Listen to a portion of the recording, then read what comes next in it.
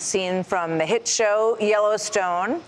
And some say that it is sort of calling out woke culture for labeling masculinity as toxic, as some people criticize some of the themes of this show. During a conversation on the Joe Rogan Experience podcast, the two discussed, the creator of the show and Joe Rogan, discussed how social activists are dividing the country, they say, by vilifying gender norms. Listen to this conversation. Defund the police, toxic masculinity. Yeah, that worked great. Yeah, they're all in the same sort of category of things. Like, that seems silly. Seems silly to think that way. You need all of it. You need masculinity and femininity. There's all these new words that are just meant to keep one person from disagreeing with another person's position.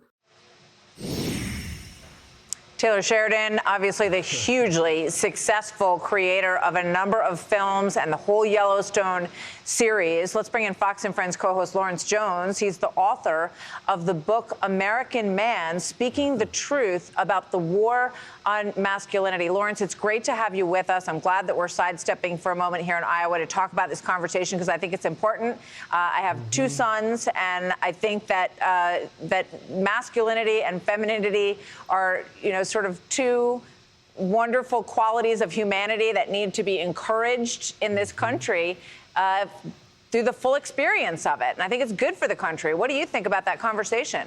Well, of course it is. And, the interesting thing about Taylor is that he does such a great job in writing these characters, but it's not like that he has weak women within his films or his shows.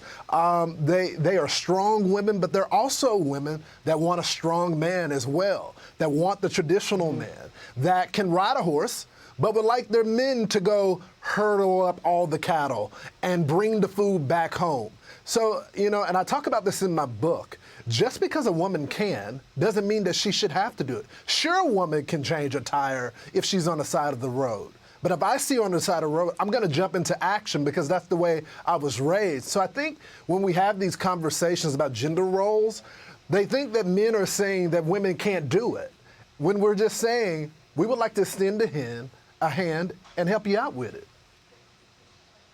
Well, I think that one of the things that has been very confusing for young men is that they've been taught that masculinity is toxic. They hear these things on social media.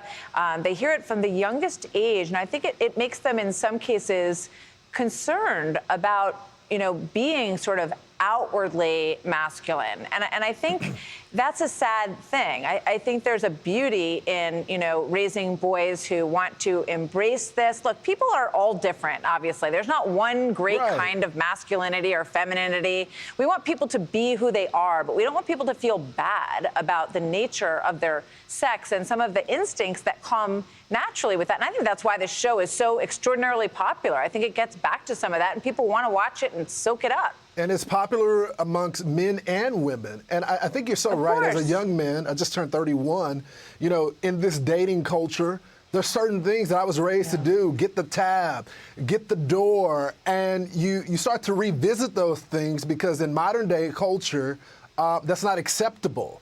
But what I'm learning, Martha, in this whole dating experience is that means that the person just isn't for me then. I'm not going to compromise my value system that my parents raised me with for 30 plus years for this modern day approach, because honestly, Martha, when you talk to women, especially more progressive women, when you get down deep to the core, they really want a traditional man.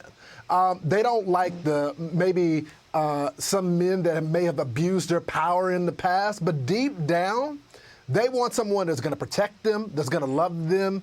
And as I always say, just because you're a traditional man doesn't mean you're telling your wife or your girlfriend or your partner to go back in the kitchen. That is old day time. I think that's such an extreme approach. There are women that have gifts, that are broadcasters like yourself, that are doctors, lawyers. And then there's some people that want to have that more traditional role. That's totally their prerogative.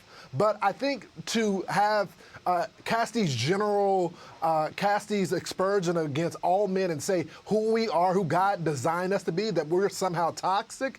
I think we're seeing society go to a dangerous spot as a result. Just take men in their families. When a male is not in the household, you know the kid is going to go to the crime, most likely have a poor education, probably be in poverty. So we need strong men, but we also need loving and strong women as well, Martha. 100%. And I think that, for a young man, the best thing they can have in their life is a strong male model in their lives. And what I say to my sons is that you always want to be respectful of people and respectful of women in your relationships. And that's different than manners and being polite and opening the door for someone. I love it if someone opens the door for me. And if I do have a flat tire, I certainly hope I run into you, Lawrence, because Martha, the truth is I'm not all that great at fixing that problem. Let me tell you, Martha, whether it is a flat tire or you need some help with your luggage when you're on a flight, it would be my honor to help out with that.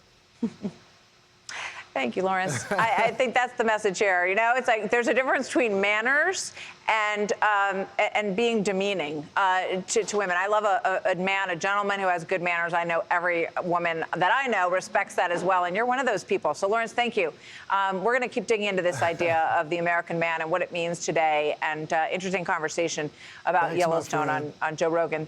Thanks, Lawrence. We'll see you soon. See you back in New York. Hey, Sean Hannity here. Hey, click here to subscribe to Fox News YouTube page and catch our hottest interviews and most compelling analysis. You will not get it anywhere else.